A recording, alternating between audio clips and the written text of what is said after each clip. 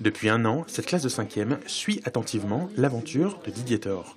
Venu à plusieurs reprises au collège, le rameur de Pont-l'Abbé, parti le 18 octobre de Dakar, est désormais au milieu de l'Atlantique, presque à mi-chemin de la Guyane. Et ce matin, son frère, qui a relevé le même défi en 2009, est venu avec son téléphone satellite prendre des nouvelles du skipper. Comment est ton état d'esprit? Mon état d'esprit fluctue en fonction des performances.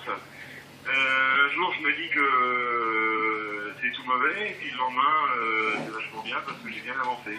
Il est énervé parce que ça va pas aussi vite qu'il le voudrait, mais du coup, ça donne de l'adrénaline, mais il est en pleine forme. Tout est exacerbé. Donc, on passe vraiment du rire aux larmes, on passe de l'exaltation à l'abattement, mais de manière fugace. Et dans l'ensemble, il y a quand même un bonheur d'être là qui perdure, qui maintient le bonhomme sur l'eau. Au niveau de la course, après avoir occupé les premières places, Didier Thor est désormais descendu au classement. En cause, un choix audacieux de prendre l'option sud, pour attraper les courants au sud de l'équateur.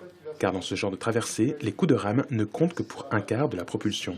Il faut bien savoir que le rameur n'est pas en permanence aux avirons, il rame entre 10 et 12 heures par jour.